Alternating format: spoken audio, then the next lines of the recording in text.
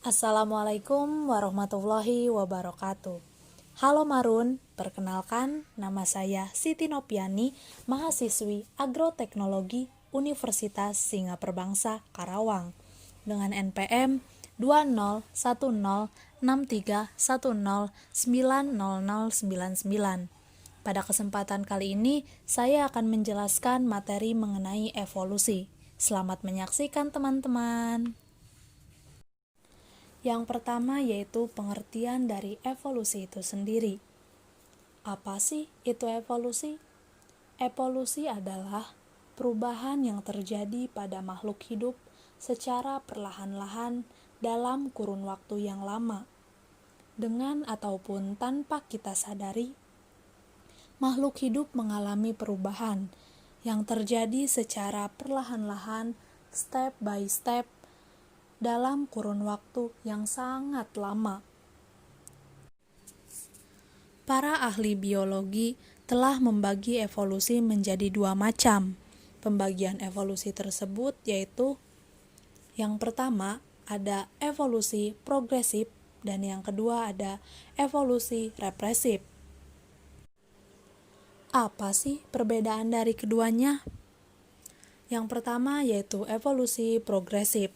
Evolusi progresif merupakan perkembangan populasi makhluk hidup menuju ke arah kesempurnaan. Contohnya pada burung finch.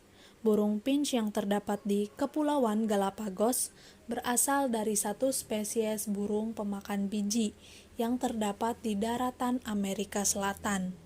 Burung-burung ini bermigrasi karena faktor makanan. Akibat proses adaptasi terhadap variasi jenis makanan, akhirnya burung finch mempunyai paruh yang bervariasi. Yang kedua yaitu evolusi represif.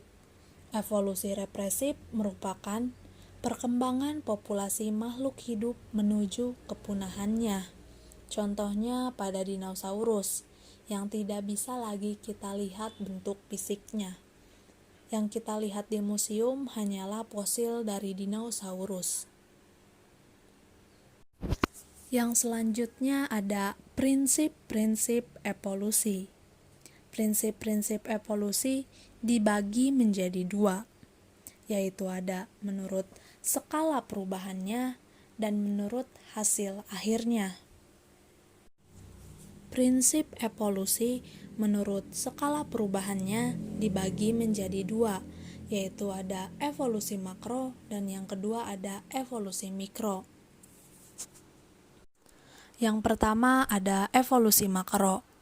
Makro artinya besar. Jadi, evolusi ini menyebabkan terbentuknya individu atau populasi baru.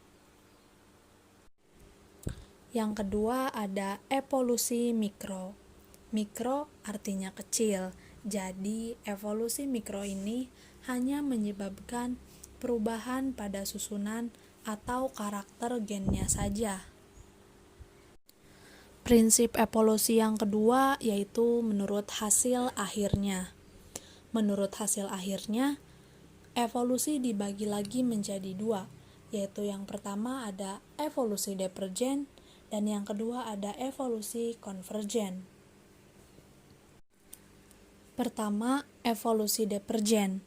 Evolusi divergen adalah perubahan populasi pada satu spesies yang dapat menyebabkan tumbuhnya spesies baru.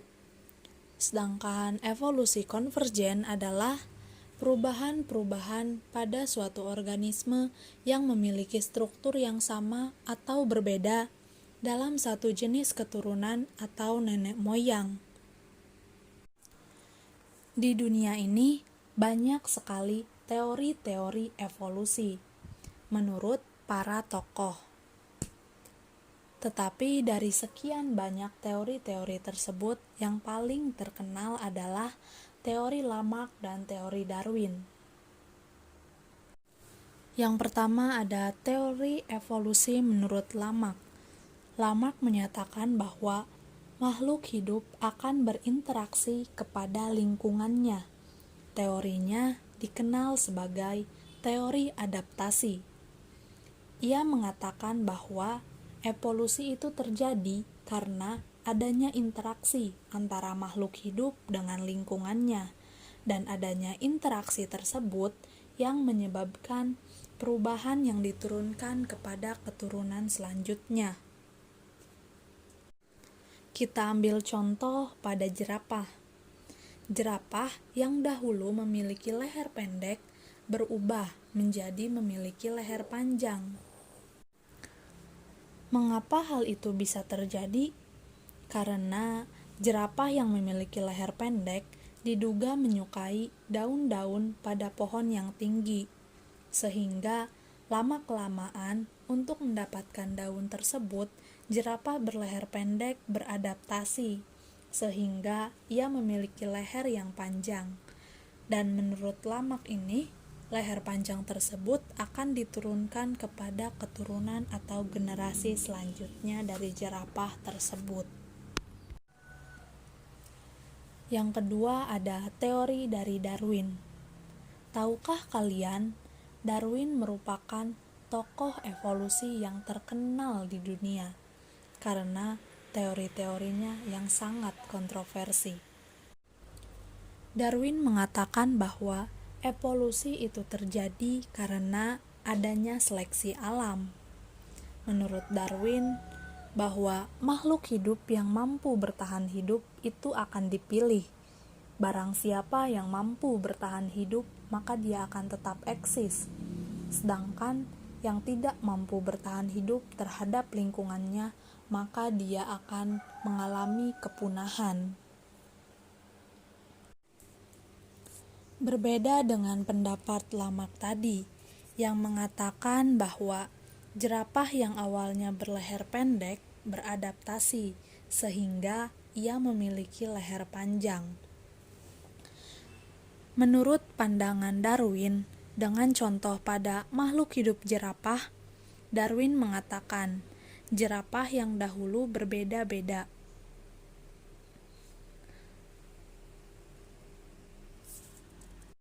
Jerapah yang dahulu itu memiliki nenek moyang yang bervariasi atau berbeda-beda. Ada jerapah yang memiliki leher pendek dan ada pula jerapah yang memiliki leher panjang. Hal ini yang menyebabkan adanya seleksi alam. Bagaimana itu bisa terjadi? Begini ilustrasinya. Dahulu banyak sekali pohon-pohon yang tinggi. Jerapah-jerapah mungkin yang memiliki leher panjang bisa mendapatkan makanan dari pohon yang tinggi tersebut. Sedangkan jerapah berleher pendek tidak mendapatkan makanan, sehingga ia mengalami kelaparan hingga akhirnya mengalami kepunahan. Para tokoh evolusi biologi cenderung lebih setuju pada teori Darwin, karena teori Darwin dapat dikaitkan dengan bidang-bidang yang lainnya. Jika tadi kita sudah membahas evolusi jerapah, sekarang kita akan membahas evolusi tumbuhan.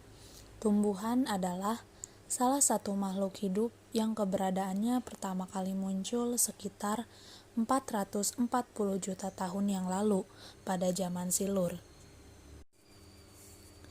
Pada fase awal perkembangan dunia tumbuhan menunjukkan bahwa asal-usul tumbuhan berasal dari moyang yang hidup di perairan, yaitu alga hijau. Alga hijau berevolusi menjadi Plantae. Makanya muncul dua jalur evolusi, yaitu yang pertama jalur sebagai tumbuhan lumut dan yang kedua sebagai tumbuhan berpembuluh, yaitu tumbuhan paku. Tumbuhan paku. Dari evolusi Pteriodophyta atau tumbuhan paku ini diperkirakan menjadi cikal bakal dari kemunculan tumbuhan berbiji atau Gymnospermae yang muncul pada periode Devonia 360 juta tahun yang lalu. Evolusi Gymnospermae. Gymnospermae berasal dari nenek moyang kelompok tumbuhan yang hidup pada masa Devon, yang awalnya merupakan tumbuhan tak berbiji. Evolusi menjadi Gymnospermae berbiji terjadi secara adaptif pada masa Karbon, merupakan masa perubahan iklim di bumi. Evolusi Angiospermae. Fosil tertua Angiospermae ditemukan sekitar 130 juta tahun lalu di lapisan batu kreta. Angiospermae mulai mendominasi daratan bumi sekitar 65 juta tahun lalu hingga saat ini. Evolusi tumbuhan dapat ditelusuri melalui penemuan fosil dan perjabangan pada pohon filogenik dunia tumbuhan. Berikut ini merupakan beberapa contoh penemuan fosil bukti evolusi tumbuhan.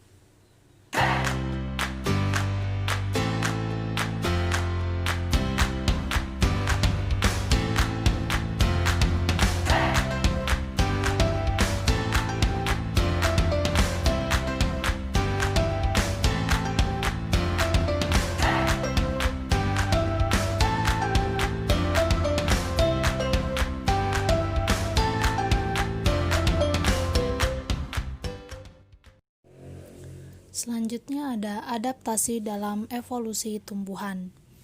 Adaptasi dalam evolusi tumbuhan ada 3 macam, yaitu adaptasi struktural, adaptasi kimiawi, dan yang terakhir ada adaptasi reproduksi.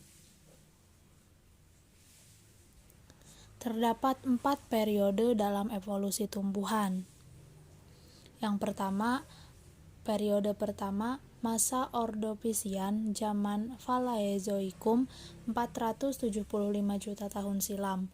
Asal mula tumbuhan diduga dari nenek moyang akuatik yaitu Bryophyta. Periode kedua, diversifikasi tumbuhan vaskuler selama masa Devon awal, di mana tumbuhan vaskuler pertama tidak berbiji, yaitu ditemukan pada paku-pakuan. Periode ketiga dimulai dengan kemunculan biji. Tumbuhan vaskuler berbiji pertama muncul sekitar 360 juta tahun lalu, dekat dengan masa Devon. Periode keempat terjadi pada masa Kreta, zaman Mesozoikum, 130 juta tahun silam, ditandai dengan kemunculan tumbuhan berbunga yang memiliki ovarium. Kelompok tumbuhan ini memiliki biji tertutup. Banyak sekali petunjuk-petunjuk atau bukti-bukti mengenai adanya evolusi. Beberapa petunjuk yang dapat digunakan untuk mempelajari evolusi adalah sebagai berikut. Yang pertama, adanya variasi makhluk hidup. Variasi selalu muncul dari satu generasi ke generasi berikutnya. Variasi tersebut memungkinkan terbentuknya spesies baru. Yang kedua, ada rekaman fosil. Rekaman fosil yang paling lengkap terdapat pada fosil kuda. Dan yang ketiga, homologi dan analogi alat-alat tubuh pada makhluk hidup. Berbagai makhluk hidup mempunyai organ tubuh yang bentuk dasarnya sama, tetapi fungsinya berbeda. Hal ini disebut homologi. Contoh homologi pada alat gerak beberapa vertebrata. Sebaliknya, pada tubuh makhluk hidup terdapat organ-organ yang mempunyai bentuk dasar berbeda, tetapi fungsinya sama. Hal ini disebut analogi. Contohnya sayap kelelawar, analogi dengan sayap kupu-kupu, yaitu fungsinya sama-sama untuk terbang. Yang keempat, organ-organ peninggalan atau organ vestigial. Contoh, otot penggerak telinga, usus buntu, dan tulang ekor pada manusia. Organ-organ ini masih tetap ada di manusia ataupun di makhluk hidup lainnya, namun tidak lagi berfungsi. Yang kelima, petunjuk-petunjuk secara biokimia. Kekerabatan antara berbagai jenis makhluk hidup dapat diuji secara biokimia, salah satunya dengan uji Vivcitin. Yang terakhir yaitu embriologi perbandingan, contoh perkembangan zigot pada beberapa kelas vertebrata.